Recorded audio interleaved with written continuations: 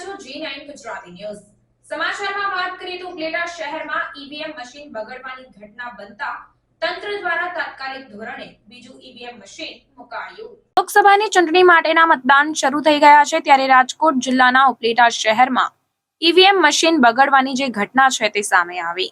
આપને જણાવવા માંગીશ કે ઉપલેટાના વિક્રમ ચોક પાસે આવેલ મધુબેન દેસાઈ પ્રાથમિક શાળામાં મતદાન વખતે ઈવીએમ મશીન બગડ્યું। પહેલો મત નાખતી વખતે જ ઈવીએમ બગડતા કર્મચારીઓમાં દોડધામ મચી જવા પામી ત્યારે તંત્ર દ્વારા તાત્કાલિક ધોરણે બીજું ઈવીએમ મશીન મૂકવામાં આવ્યું।